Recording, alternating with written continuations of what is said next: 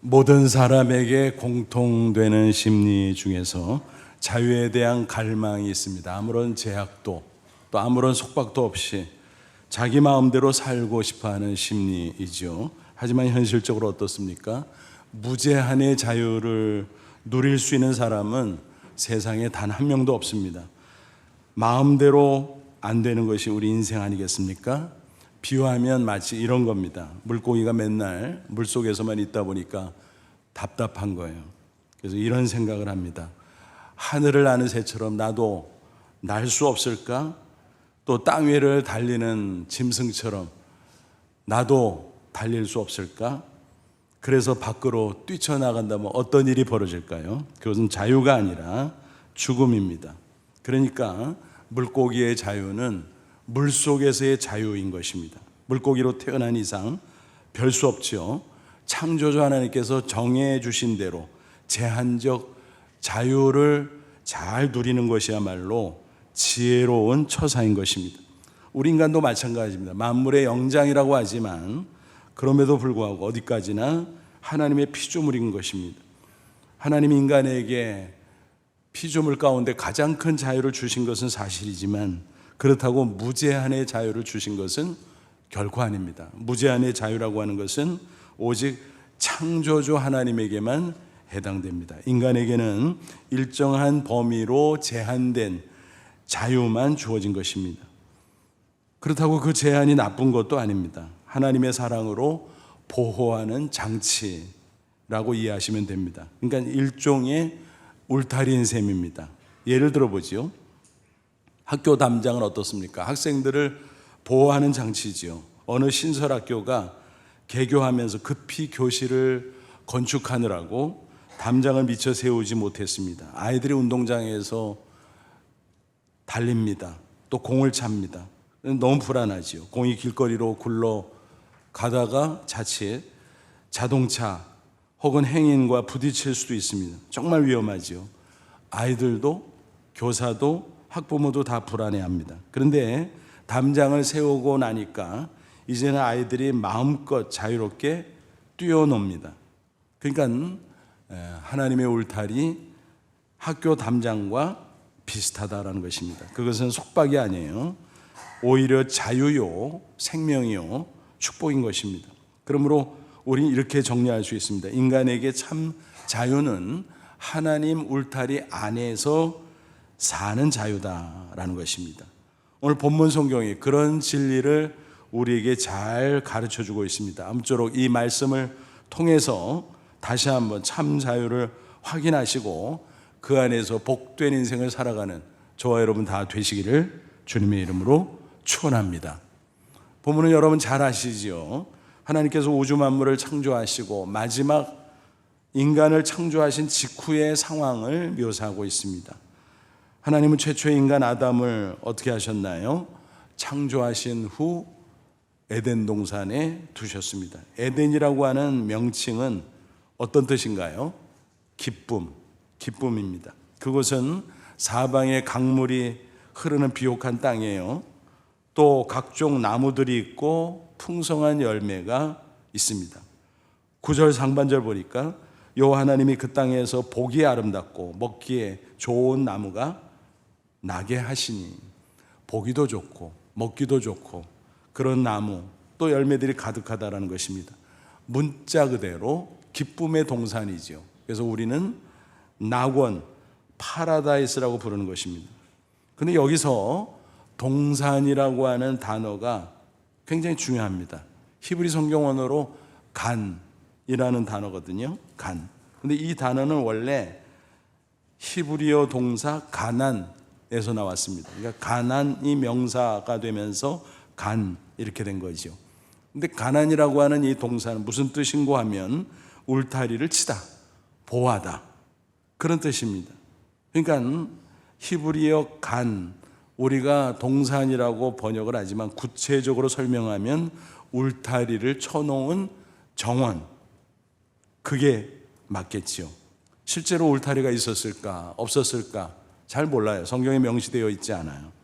하지만 어쨌든 에덴 동산은 하나님이 인간으로 하여금 거주하게 하되 사랑으로 보호하는 곳이구나 하는 것을 알 수가 있습니다. 말하자면 에덴 동산은 하나님의 사랑의 품과 같은 곳입니다.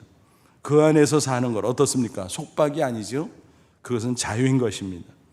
그런데 하나님이 인간을 에덴 동산에 거주하게 하신 이후에 딱 한 가지 제한을 두셨습니다. 그것은 선악과를 절대로 따먹지 말라 하는 말씀이었습니다. 그것은 일종의 울타리의 경계선과 같은 것이었습니다. 여기까지야. 이거 넘어가면 안 돼? 뭐 그런 뜻이지요. 에덴 동산 전체에 여러 종류의 나무들이 있었는데 특별히 동산 중앙에 두 그루의 나무가 있었어요. 9절 하반절. 동산 가운데는 생명나무와 선악을 알게 하는 나무도 있었더라. 이 둘 중에 생명나무 열매는 어때요? 다른 나무 열매들과 똑같이 마음대로 따먹을 수 있었습니다. 그것은 인간에게 주신 자유를 상징하지요. 근데 한 가지 제한 조건, 동산 중앙에는 선악과는 따먹지 말라. 17절, 선악을 알게 하는 나무 열매는 먹지 말라. 내가 먹는 날에는 반드시 죽으리라 하시니라 그랬습니다. 이 두 가지 생명나무와 선악과는 일종의 신호등과 같은 역할을 했습니다. 어디에서나 잘 보이죠. 한가운데 있으니까. 생명나무는 인간의 자유를 의미하고 선악과는 자유의 제한을 의미하고, 그러니까 비유하면 뭐예요? 생명나무는 푸른 신호등, 선악과 나무는 붉은 신호등, 그런 셈입니다. 선악과 금지 명령으로 제한한 범위는 뭔가요? 하나님의 주권, 통치권 안에서 살아라. 하나님은 창조주, 인간은 피조물임을 늘 기억하라. 따라서 인간은 하나님의 주권을 항상 존중해야 되는 것입니다. 구체적으로는 하나님의 말씀에 겸손히 순종하며 살아가야 되는 것입니다. 그것이야말로 생명이요 축복입니다. 그 범위를 넘어가지 말라는 것입니다. 만약 선악과를 따먹으면 반드시 죽는다고 했는데 그게 뭘까요? 하나님과의 관계가 딱 끊어진다. 그래서 더 이상 생명 공급되지 않는다는 것입니다. 선악과를 따먹지 말라는 그 말씀은 행위언약입니다. 명령인데 언약이에요. 순종행위를 통해서 생명을 계속 주시겠다는 약속이죠. 명령인데 무슨 또 약속이야? 라고 의문을 가질 수 있지만 이렇게 설명해 보죠. 가정에서 부모가 자식에게 명령하는 것, 그것이 때로는 약속이 되기도 합니다. 예를 들어서 아침에 아이가 나가는데 엄마가 야, 세상 너무 험하다. 밤 10시 전에 꼭 들어와. 늦으면 혼난다. 뭐예요? 명령이죠. 근데 동시에 약속이에요. 만약 아이가 늦게 들어온 거예요. 10시 넘어서. 그럼 약속 어긴 거지요? 혼나게 되죠? 그러니까 명령, 약속 같은 것입니다. 중요한 것은 뭔가요? 자식을 사랑하기 때문에 보호하기 위해서 그 명령을 했고 약속을 한 것이다라는 것입니다. 그러니까 하나님이 선악과 금지 명령을 주신 것은 결코 인간의 자유를 속박하고자 하는 게 아니었다라는 사실입니다. 하나님의 사랑 안에 거하라. 하나님의 통치 안에 거하라. 하나님의 주권, 하나님의 말씀 안에 거하라. 그런 뜻입니다. 우리가 붉은 신호등을 보면 어때요? 경계심을 갖게 되죠. 아이고, 저거 넘어가면 안 되지. 조심합니다. 선악과 나무 볼 때도 마찬가지.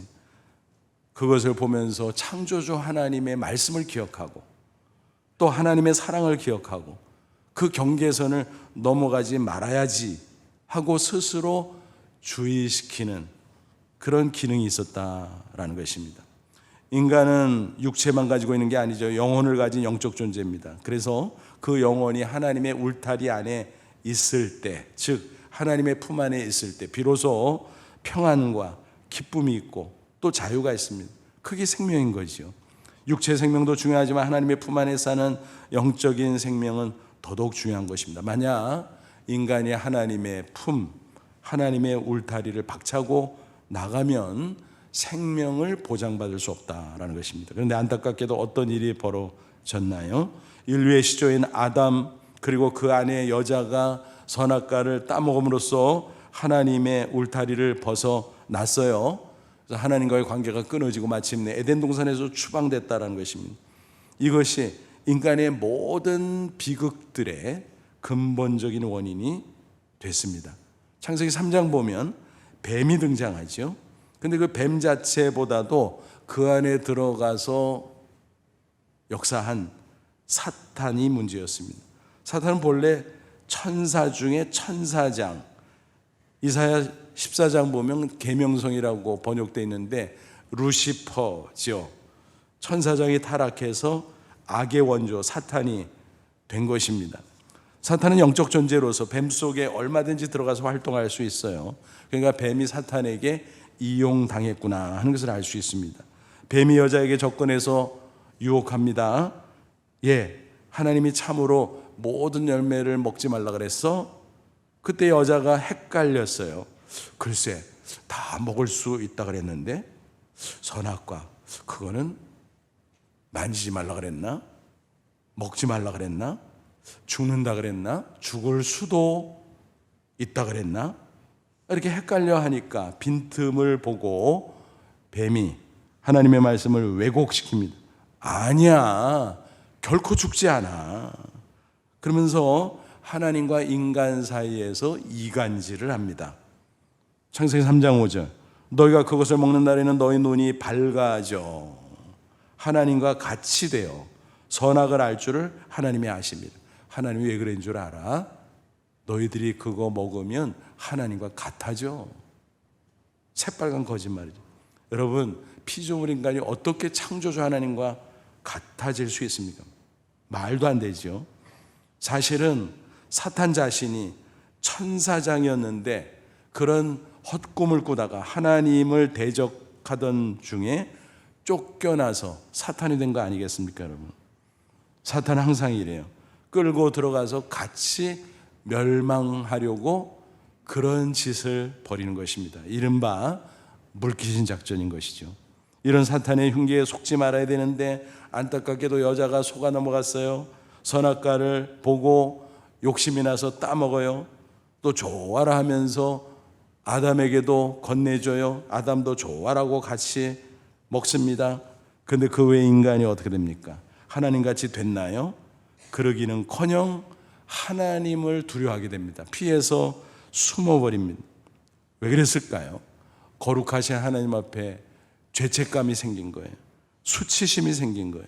공포심이 생긴 거예요. 하나님을 사랑하고 늘 가까이 했던 그들, 이제는 하나님을 무서워하면서 하나님을 피해 다니게 되었다라고 하는 것입니다. 여러분, 범죄자들이 끌려갈 때 보세요. 기자들이 막 카메라로 촬영하려고 하면 얼굴을 가리잖아요. 왜 그래요? 죄를 지을 땐 좋아서 그랬잖아요. 당당하게 그랬잖아요. 근데 죄 짓고 나니까 죄책감이 드는 거예요. 수치심이 드는 거예요. 그래서 얼굴을 가리는 거예요. 결국 하나님은 미리 경고한 대로 인간에게 저주를 선언하지요. 그 전에 원인 제공자였던 뱀, 즉 사탄을 저주하죠. 그리고 이어서 인간과 모든 피조물까지 저주하게 됩니다. 여자에 대해서는 해산의 고통이 있을 것이다. 남편과의 갈등이 있을 것이다. 또 모든 자연이 파괴될 것이다. 남자들은 평생 노동의 수고를 해야만 살 수 있을 것이다. 그리고 마지막은 죽음이다. 뭐 등등의 저주를 했습니다. 그리고 마침내 아담 부부는 에덴 동산에서 추방되고 말았지요. 낙원을 상실한 거죠. 그래서 우리는 신락원 그렇게 부릅니다. 사도 바울은 이와 같은 인류의 비극을 이렇게 설명합니다. 로마서 5장 12절 이러므로 한 사람은 아담으로 말미암아 죄가 세상에 들어오고 죄로 말미암아 사망이 들어왔는 이와 같이 모든 사람이 죄를 지었으므로 사망이 모든 사람에게 이르렀느니라. 이것을 가리켜서 대표와 연합의 원리라는 것입니다. 아담이 인류의 대표라는 거예요. 또 아담의 후예로서 모든 인류는 아담과 연합, 혈연적으로 연결되어 있다는 거예요. 원하든 원치 않든. 그렇기 때문에 모든 인간은 원죄를 가지고 태어난다라는 것입니다. 우리가 인정하기 싫죠. 근데 인정할 수밖에 없어요. 비근한 예로 때로는 그러잖아요. 나 우리 부모님 닮고 싶지 않은 거 있는데 근데 닮아버렸어. 또 우리가 자식을 낳고 보니까 내 이런 모습 내 자식은 닮지 않으면 좋을 텐데 근데 닮아버렸어. 그거 어떻게 해요? 할 수 없지. 인정할 수밖에 없는 겁니다. 그러니까 원죄를 가지고 있으면 인정해야 되는데 이 원죄의 속성을 가지고 살아가다 보니까 자신의 생각과 자신의 언행으로 또 죄를 짓게 됩니다. 그래서 그것을 자범죄라고 말하지요. 그러니까 모든 인간은 원죄와 자범죄로 말미암아 사망에 이를 수밖에 없다는 것입니다. 그 죽음은 육신의 죽음 이전에 먼저 영적인 죽음부터 시작됩니다. 그것은 즉 죄로 말미암아 하나님과의 관계가 단절되는 것입니다. 즉 하나님의 울타리에서 벗어난 결과인 것입니다. 그래서 하나님께서 주시는 평안, 기쁨, 축복, 생명을 상실하게 되는 것이 아이러니하게도 무제한의 자유를 원했지만 오히려 참 자유를 상실하고 만 것입니다. 여러분 생각해 보세요. 인간이 세상에서 온갖 것을 소유해도 왜 허망하죠? 왜 초조하죠? 왜 불안하죠? 그것은 딴 이유 없어요.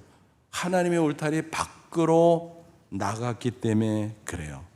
그래서 세상 것으로 육신이 일시적으로 만족할 수 있을지 모르지만 그 영혼이 참 평안, 기쁨, 참 자유를 결코 누릴 수는 없다는 것입니다. 그렇다면 인간에게 가장 중요한 일이 뭘까요? 가장 시급한 일이 뭘까요? 그것은 무엇보다 먼저 하나님의 울타리 안으로 다시 들어오는 것입니다. 그리고 그것을 떠나지 않고 그 안에서 살아가는 것입니다. 여러분 어떻게 하나님의 울타리 안으로 다시 들어올 수 있나요? 오직 십자가로 가능합니다. 그리고 그 안에 계속 머물 수 있는 방법은 뭘까요? 오직 말씀으로 가능한 것입니다. 창세기 3장 보니까 이미 십자가에 대한 최초의 예언의 말씀이 나와요. 범죄하고 하나님의 울타리 밖으로 나갈 수밖에 없었던 인간, 하나님께서 불쌍히 여기고 불러요. 아담아, 너 어디 있냐? 왜 숨었냐? 나오라는 것입니다. 그리고 하나님의 울타리 안으로 들어오라는 것입니다. 그러기 위해서는 어때요? 거룩하신 하나님과 인간 사이에 이미 거리가 생겼어요. 뭐 때문에요? 죄 때문에요. 그래서 그 죄 문제를 해결해야 돼요. 죄 사함이 필요한 것입니다. 그래서 그 죄 사함을 통해서 영원한 사망에서 구원하는 길이 선포됐습니다. 창세기 3장 15절. 본래 이 말씀은 하나님께서 뱀, 즉 사탄을 저주한 말씀인데 놀랍게도 그 안에 인류에 대해서는 구원의 기쁜 소식, 즉 복음이 포함되어 있었다라고 하는 것입니다. 창세기 3장 15절. 내가 너로 여자 원수게 되고 너는 누구예요? 뱀, 즉 사탄이지요. 여자 원수가 되게 내 후손도 여자의 후손과 원수가 되게 하리니 여자의 후손은 이 여자의 후손, 우리는 성경 전체의 맥락 속에서 알 수 있죠. 동정녀 마리아에게 잉태되신 하나님의 아들 예수 그리스도 맞습니다.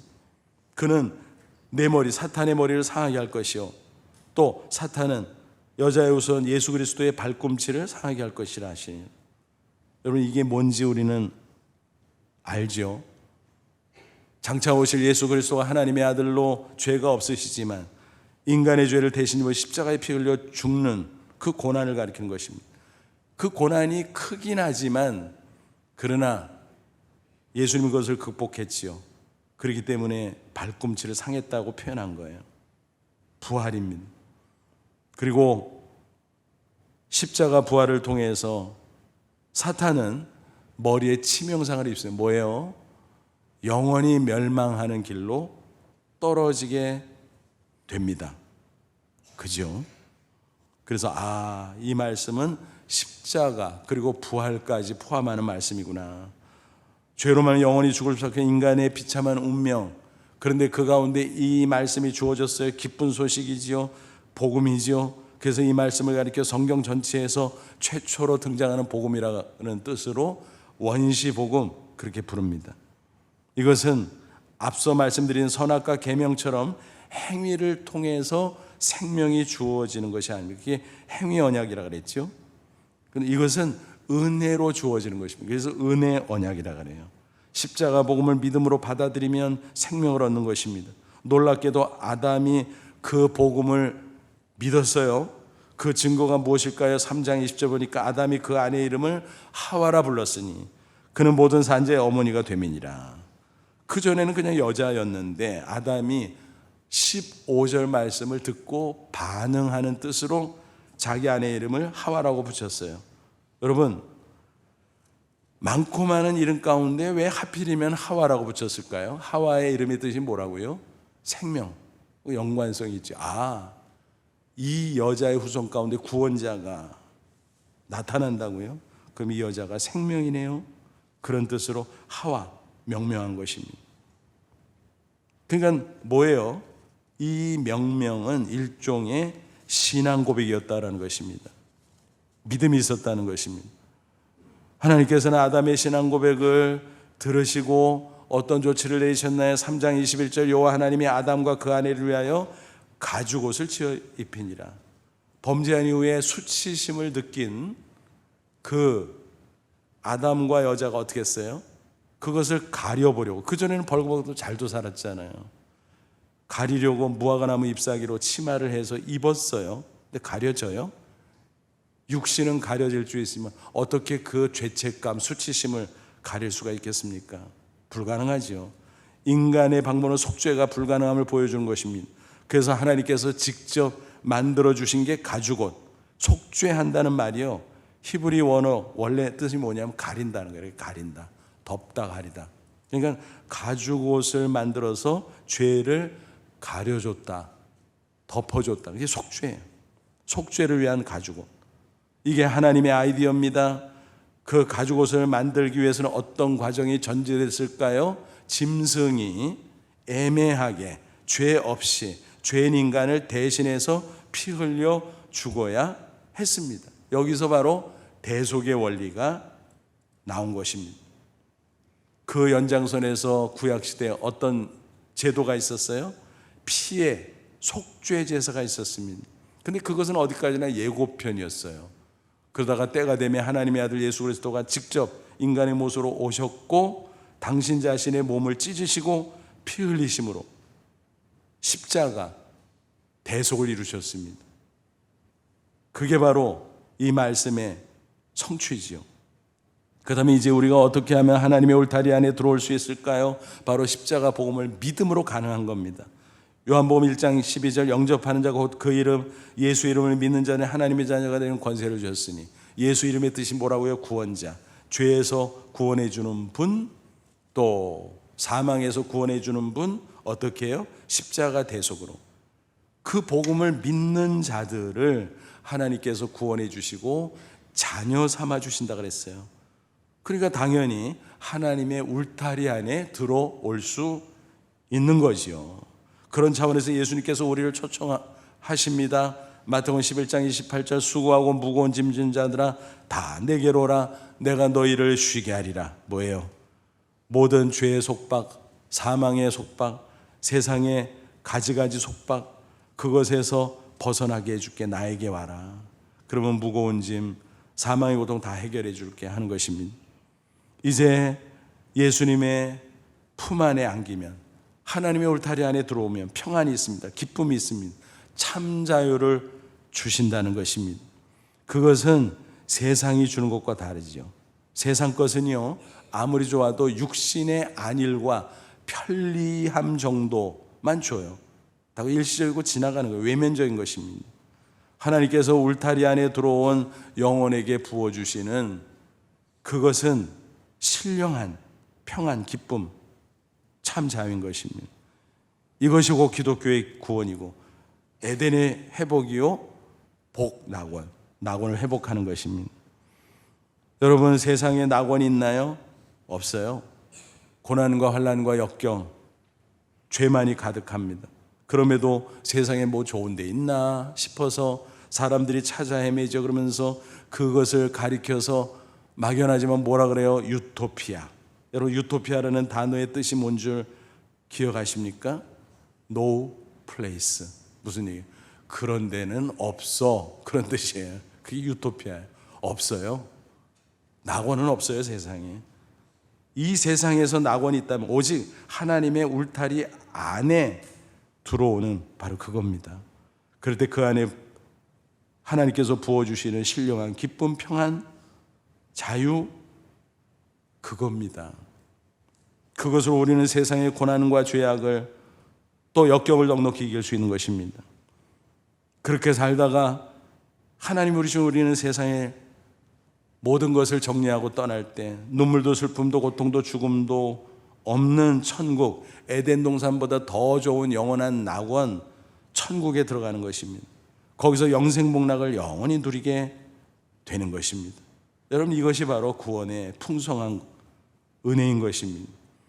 여러분 생각해 보세요. 어린아기가 왜 칭얼거릴까요? 졸려서, 배고파서, 아파서, 쉬해서, 뭐 그럴 수 있겠죠. 근데 그런 걸 다 해결해 주는데도 계속 칭얼거려. 그 이유가 뭘까요? 엄마 품이 그리워서 그래요. 엄마 뱃속에서 듣던 심장 고동소리, 또 숨소리가 듣고 싶어서 그러는 것입니다. 그럴 때 아기를 안아서 품 안에 잘 이렇게 밀접 접촉을 시키면 어때요? 아기가 칭얼거리는 것을 그치고 평안해합니다. 여러분, 인간의 영혼도 마찬가지라는 거예요. 오직 하나님 품 안에 안길 때 참 평안 얻어요. 그래서 이런 말이 있잖아요. 예수님을 만나면 인생의 방황이 끝난다. 하나님 품 안에, 하나님의 울타리 안에 들어오면 영혼의 방황이 끝난다. 혹시 여러분 가운데 죄송하지만 한두 분이라도 아직 하나님이 울타리 안에 들어오지 못하고 밖에서 서성거리고 배회하는 분이 있습니까? 그렇다면요, 속히 들어오십시오. 여러분 이미 들어오셨나요? 그렇다면 감사하시고 절대로 다시는 세상으로 나가지 마십시오.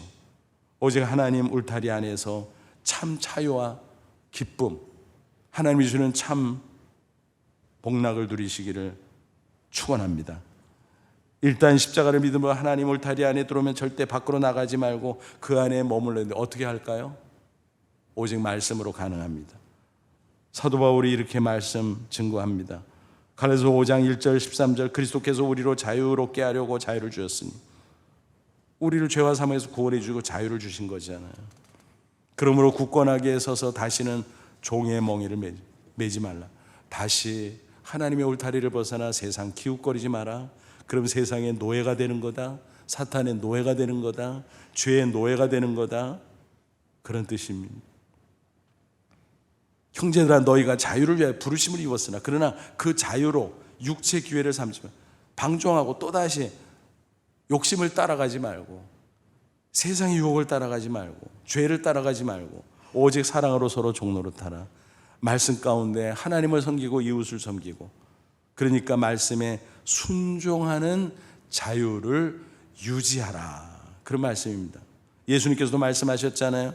마태복음 11장 29절 30절 나는 마음이 온유하고 겸손하니 나의 멍에를 메고 내게 배우라. 그리하면 너희 마음이 쉼을 얻으니 이는 내 멍에는 쉽고 내 짐은 가벼움이라 하시니. 자유를 주셨다고 실컷 말씀해 놓고 뭔 또 멍에야?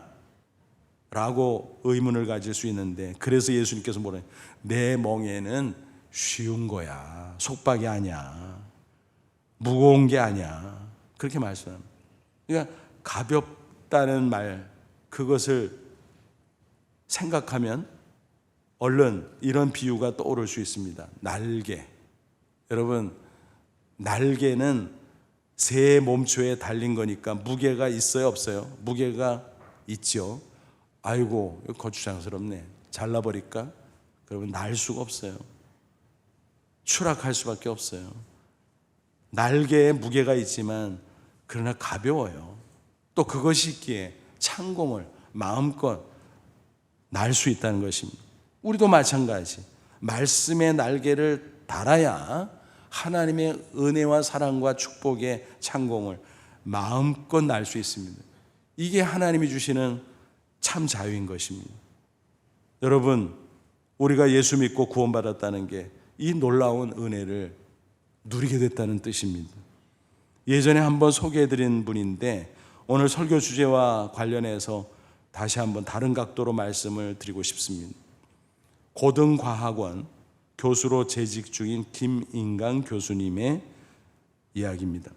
얼마 전 수학 분야의 노벨상이라고 일컬어지는 필즈 수학상 수상한 분이 있었죠. 허준희 교수, 젊은 분인데, 그래서 매스컴에서 뭐 떠들썩하게 보도했는데, 이 허 교수가 미국 프린스턴대 교수이면서 동시에 우리 한국의 고등과학원 석학 교수예요. 그러니까 고등과학원이 그런 곳이구나 대충 추정할 수 있겠죠. 고등과학원은 순수과학, 기초과학을 연구하는 최고의 석학들이 모인 기관입니다. 김인강 교수는 수학계에서 두각을 나타낸 세계적인 수학자입니다. 특별히 지난해에 40년간 수학자들이 풀지 못했던 난제를 해결한 공로로 작년 말 한국과학상을 수상하기도 했습니다. 예전에 여러 과학상을 수상한 바도 물론 있습니다. 여기까지 얘기하면 와, 대단한 사람이구나. 맞아요. 그런데 그런 것들 때문에 말씀을 드리는 것은 아닙니다. 그분은 신실한 그리스도인입니다. 또 복음의 사람입니다. 특별히 우리 교회가 함께하고 있는 한국 브로큰 선교 이사로 활동하시는데, 이사회를 할 때 가끔 만납니다. 만날 때마다 느낌이 있어요. 소년과 같아요. 그 미소가. 그래서 마치 예수님을 보는 것 같은 그런 좋은 느낌이 있습니다. 근데 그 인생 이야기를 들으면, 야, 그래? 그런 분인데 저 미소가 있구나. 그래서 그가 만난 예수님, 그가 만난 하나님이 얼마나 위대한 분인가를 공감하게 됩니다. 그는 2살 때 열병을 앓았습니다. 그 후유증으로 소아마비 장애인이 됐습니다. 6남매의 막내였는데 집안은 몹시 가난했어요. 아버지는 하루 벌어서 하루를 먹을 수밖에 없는 형편의 사람이었습니다. 때때로 술을 마시면 비관해서 그랬겠지요. 그 막내 아들이 그런 몹쓸 장애를 가지고 있으니 일어서지도 못하니 얼마나 속이 상했겠습니까? 그래서 소리를 고래 질렀다 그래요. 저 쓸모없는 녀석 갖다 내버려, 땅속에 파묻어버려. 어떻게 자식에게 그런 무지막지한 말을 했을까? 너무너무 속상해서 그랬겠지요. 그의 어린 시절은 그런 소리를 듣고 자라는 것이었습니다. 사방의 냉대와 괄시, 편견. 어린 시절 일어설 수 없어서 이렇게 지냈습니다. 비료 부대를 땅바닥에 놓고 그 위에 엎드려서 한 손으로는 부대를 잡아 끌고 다른 한 손으로는 땅바닥을 기어 다녔습니다. 근데 학교에 들어가야 되잖아요. 그래서 어머니가 초등학교에 데리고 갔는데 교장 선생님이 거절하는 거예요. 이 아이가 일어설 줄도 모르는데 어떻게 학교 생활합니까? 우리는 입학 못 시켜요. 의무교육인데 세상에 어처구니 없죠. 그래서 그렇게 지내다가 11살 때 재활원에 들어갔는데 거기서 공부도 하고 이런저런 재활을 받을 수 있었는데, 문제는 평생 휠체어를 탈 거냐 아니면 목발을 짚고 힘들지만 걸을래. 후자죠, 당연히. 근데 그걸 위해서는 고된 치료의 과정이 있었습니다. 2년 동안 고문 수준. 왜냐하면 이미 굽어든 다리를 펴야 보조기를 착용할 수 있고 그래야 겨우 목발을 짚고 다닐 수 있었기 때문입니다. 2년 동안 그 고문 수준의 치료를 견뎌냈고 그래도 마침내 목발을 짚고 걸을 수 있었습니다. 정말 다행이었죠. 공부도 잘했어요. 그런 가운데 이제 중학교, 고등학교 거쳐서 중학교 갈 때도 그 재활원 선생님이 사정사정해, 교장 선생님, 이 아이 받지 않으면 정말 후회할 겁니다. 이 아이 받으면요 학교의 자랑이 될 겁니다. 그 말에 감동받은 교장 선생님이 허락을 해서 중학교 입학, 고등학교 입학, 그리고 서울대 수학과 진학. 너무너무 귀한 일이었습니다. 그런데 문제가 생겼습니다. 위기였죠. 3학년 때 그 무거운 가방을 들고 목발을 짚고 그 넓은 캠퍼스를 다니며 강의실을 찾아다니다 보니까 그 충격으로 말미암아 갈비뼈가 상하고 폐가 구멍이 나고 그걸 방치하면 심장까지 문제가 돼서 죽을 수도 있다는 청천벽력의 진단이 떨어졌습니다. 그런데 너무 기가 막히고 절망스럽고 화가 나서 병원을 뛰쳐나왔습니다. 수술이고 뭐고. 다행히 어머니와 함께 기도원에 갔는데 무슨 기도를 하겠어요? 흐느끼면서 구석에 엎드려 하나님, 이 쓸모없는 인간 왜 이렇게 잔인하게 하십니까? 이제는 데려가 주세요. 제발 데려가 주세요. 그렇게 하고 있는데 뒤에서 찬송 소리가 들려왔다고 합니다. 내 모습 이대로 주 받으옵소서. 날 위해 돌아가신 주 날 받아주옵소서. 그 순간 성령께서 그의 마음을 감동시켰고 그는 자아가 무너져 내리는 것을 깨달았습니다.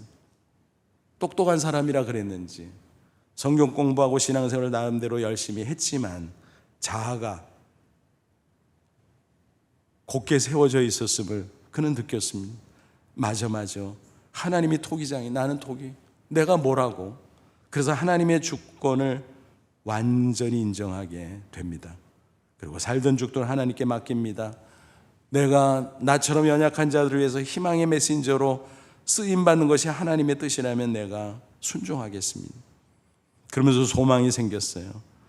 겸손히 하나님의 울타리 안에 들어오고 나니까 이제는 더 이상 주변의 냉대, 온갖 고통, 문제가 되지 않았어요. 자유할 수 있었습니다. 그때부터 길이 열리기 시작합니다. 수술도 잘 됐고 또 대학도 졸업했고 그 후에 장학생으로 유학의 길이 열려 버클리 대학에서 박사학위를 받고 귀국한 이후에 카이스트 교수, 서울대 교수, 지금은 고등과학원 교수로 재직하고 있습니다. 세계적인 수학자로 명성을 떨치게 됐습니다. 젊은이들에게 수학을 가르치지만 그보다도 그는 성경을 잘 가르치는 복음의 메신저로 살아가고 있습니다. 흥미롭게도 그의 신앙 에세이집의 제목은 기쁨 공식입니다. 공식, 기쁨 공식, 신앙의 이야기입니다. 하나님의 임재가 있다면, 하나님 울타리 안에 들어오면, 오직 십자가, 오직 말씀으로 살면 참 자유가 있습니다. 참 기쁨이 있습니다. 그것을 실제로 경험한 사람의 아름다운 고백입니다. 십자가 복음이, 그리고 말씀이 그에게 자유를 준 것입니다. 날개를 달아준 것입니다. 그래서 모든 장애와 고통과 주변의 냉대, 차별, 그 모든 것도 더 이상 아무런 문제가 되지 않게 되었다라고 하는 이야기입니다. 그렇습니다. 하나님의 울타리 안에 들어와서 그 안에 살면 참 기쁨이 있습니다. 참 평안이 있습니다. 고난 중에도 능히 승리할 수 있습니다. 그것이 바로 참 자유인 것입니다. 여러분, 하나님의 울타리 안에 들어오셨습니까? 그렇다면 감사하십시오. 혹시 밖에서 배회하고 있습니까? 그러면 즉시 십자가 복음을 믿는 하나님의 울타리 안에 들어오십시오. 그게 살 길입니다. 그리고 이제 하나님 울타리 안에서 다시는 세상을 기웃거리거나 세상으로 나가지 마십시오. 오직 십자가 붙잡고 오직 말씀 붙잡고 하나님의 주권, 그 통치에 순종하십시오. 그럴 때 하나님 울타리 안에서 참 자유를 경험하고 승리의 삶을 살아갈 수 있을 것입니다. 그러다가 하나님이 부르시면 저 천국, 완전한 자유의 나라 들어가서 영생 복락을 누리게 될 줄로 믿습니다. 부디 이 아름다운 복음을 붙잡고 참 자유인으로서 승리의 인생 꼭 살아가시기를 주님의 이름으로 축원합니다. 기도하겠습니다. 이 말씀 붙잡고 기도하자. 하나님, 그렇습니다. 범죄함으로 하나님과 멀어지고 하나님 울타리 밖으로 나갔던 우리들, 하나님 부르시고 십자가 복음으로 하나님 울타리 안에 우리를 불러주신 것 감사합니다. 이제는 말씀 붙잡고 말씀대로 하나님 통치 다스림 받고 말씀대로 순종함으로 하나님의 울타리 안에 살게 하옵소서. 그래서 기뻐하게 하시고 평안하게 하시고 참 자유를 누리게 하시고 세상 환난 풍파도 능히 승리하게 하시고 장차 자유의 완전한 나라 천국에 들어가게 하옵소서. 다 같이 간절한 마음으로 기도합니다. 하나님 아버지, 은혜와 사랑을 진심으로 감사합니다. 이 시간 주의 말씀 진리로 우리를 가르쳐 자유케 하시니 감사합니다.